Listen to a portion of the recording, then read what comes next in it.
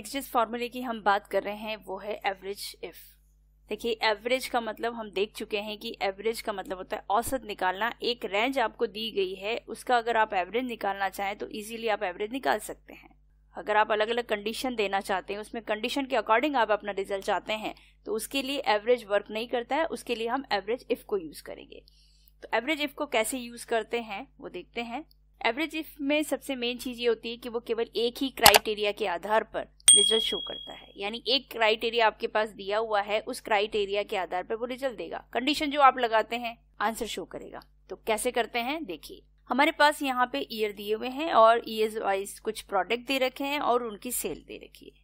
अभी अगर हम यहाँ पे सिंपल एवरेज का फॉर्मूला लगाते हैं तो टोटल सेल का वो एवरेज निकालेगा। कैसे निकालते हैं एक बार देख लेते हैं। ये हमने एवरेज लिया, तो आपको पूरी रेंज सेलेक्ट करनी है, इसको क्लोज करना है, देन एंटर करना है। तो पूरी रेंज का एक साथ इसने एवरेज निकाल दिया। लेकिन हम क्राइटेरिया सेट करना चाहते हैं, हमें कंडीशन लगाना चाहते हैं। वो कंडीशन ये लगाना चाहते हैं कि हमें पर्टिकुलर किसी ईयर का टोटल सेल जो है उसका एवरेज पता करें। तो कैसे करेंगे, उसके लिए हमें एवरेज नहीं एवरेज इफ को यूज करना पड़ेगा। तो एवरेज इफ में हमें वो कंडीशन देनी है, उसके अकॉर्डिंग वो हमें आंसर रिटर्न करेगा। यहाँ पे हमने ईयर और टोटल सेल रखा। हमें ईयर वाइज जो है वो उस सेल की, यानी किसी पर्टिकुलर हमने ईयर ले लिया, उस ईयर का टोटल सेल जो होगा वो उसका एवरेज निकाल के आपको बताएगा। तो एवरेज इफ का फॉर्मूला हम यहाँ लगाते हैं। हमने एवरेज इफ लिया। यहाँ पे आपसे सबसे पहले पूछा जा रहा है रेंज। तो हमें रेंज कौन सी लेनी है, हमें क्या चीज निकालनी है और हमें क्राइटेरिया यानी कंडीशन कहाँ से लगानी। कंडीशन हमें लगानी ईयर वाइज। हम ईयर वाइज डेटा का रिजल्ट देखना चाहते हैं, यानी हम अपना आंसर चाहते हैं, एवरेज चाहते हैं। तो हमें यहाँ पे ईयर वाला कॉलम सेलेक्ट कर लेना है। रेंज हमने सेलेक्ट कर ली। उसके बाद पूछा जा रहा है क्राइटेरिया, यानी इसमें से कौन सा क्राइटेरिया, यानी आपको 2014 की डिटेल चाहिए, 2017 की, 18 की। जो रिकॉर्ड आपको इसमें दिया गया है उसके आधार पे आपको उसकी टोटल सेल का एवरेज निकाल के बताना है। तो हमने अभी ये वाला जो ईयर और टोटल है वहां पे कॉपी पेस्ट किया हुआ है। ये वाला ऑप्शन हमने इसलिए, बाकी आप डायरेक्टली यहाँ पे 2014, जैसे हम यहाँ पे 2014 लिखते हैं तो 2014 में जितना रिकॉर्ड हुआ है वो टोटल सेल आपको एवरेज करके बता देगा। तो हमने यहाँ पे ये रेंज सेलेक्ट कर ली, एवरेज रेंज हमने सेलेक्ट कर ली, क्लोज किया, देन एंटर किया। तो यहाँ पे इसने 2014 का एवरेज निकाल के बता दिया। लेकिन हम चाहते हैं कि वापस हम चेंज करें कि 2014 नहीं, हमें 2015 की पता करनी है, 17 की पता करनी है, 2018 की पता करनी है। तो हमें इसी को वापस एडिट करना पड़ता है। यहाँ पे हमें 2017, 2015 इस तरह से लिखना पड़ता है। तो हमें अगर सभी की एक साथ पता चल जाए कि हम खाली ईयर चेंज करें और हमें आंसर पता चल जाए, तो उसके लिए हमें ये फॉर्मेट यूज करना है। हमने ईयर और टोटल को यहाँ पे कॉपी पेस्ट किया है। इसी फॉर्मूले को अगर हम इस तरह से यूज करेंगे तो हम यहाँ पे जैसे ही डेटा चेंज करेंगे वो आपको रिजल्ट अपने आप शो करेगा। तो एवरेज इफ फॉर्मूला लगाते हैं हम। उसके बाद रेंज हमें लेनी है ईयर की रेंज। उसके बाद क्राइटेरिया, ये हम ब्लैंक सेल ले लेते हैं ताकि हम इस ब्लैंक सेल में जो भी ईयर यहाँ पे टाइप करेंगे उसका आपको आंसर पता चल जाएगा।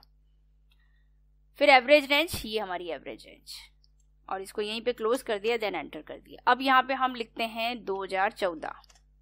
तो 2014 का रिकॉर्ड यहाँ पे बता दिया। अब 2014 एक तो यहाँ पे दे रखा है, यानी 2000 को हम इसको अलग से काउंट भी करते चलते हैं। इसका सिंपल एवरेज निकाल के देख लेते हैं क्या सही आया है।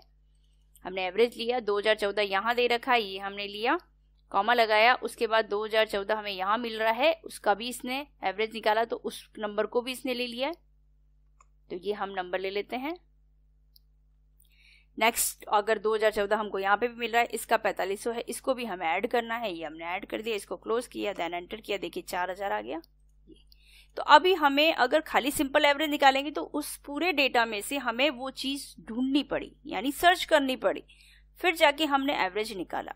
लेकिन एवरेज इफ क्या करता है, वो उस पर्टिकुलर टेबल में से जो कंडीशन हम लगा रहे हैं उसके आधार पे वो आपको रिजल्ट शो कर देता है। हमने उसको कंडीशन दी भाई 2014 की टोटल सेल का एवरेज निकाल के बता दे, तो उसने डायरेक्टली एवरेज करके बता दिया।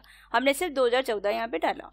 इसी तरह से कोई और आप लेना चाहते हैं, जैसे मैं यहाँ पे 2017, मैंने यहाँ पे 2017 लिखा, तो देखिए डायरेक्टली यहाँ पे उसका आंसर आ गया। हमें दोबारा फॉर्मूला लगाने की जरूरत नहीं पड़ी।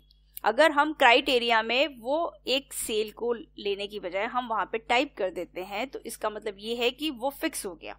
अब आपको दोबारा वहां पे ईयर चेंज करना है तो आपको उसको वापस ऐड करना पड़ेगा, उसमें नया ईयर जो आप जानना चाहते हैं जिस ईयर के बारे में। और यहाँ पे हमने इसी को फॉर्मेट से लेके कॉपी पेस्ट कर लिया है, तो हमने यहाँ पे जैसे क्राइटेरिया हमने इस सेल को दे दिया, यहाँ पे इस सेल में हम जो भी ईयर डालेंगे उसका यहाँ पे टोटल सेल अपने आप आ जाएगा, यानी उसका एवरेज सेल। तो यहाँ पे जैसे ये अभी आ गया है 2017, यानी इसने इसको भी ले लिया है, 2017 इसको यहाँ पे मिला तो इसको भी ले लिया, और दोनों का एवरेज करके आपको बता दी। इसे 2018 ऐड करेंगे तो 2018 का भी आ जाएगा, 2018 का आ गया। तो इस तरह से आपके पास जो कंडीशन है आप वो कंडीशन लगा के अपना एवरेज निकाल सकते हैं।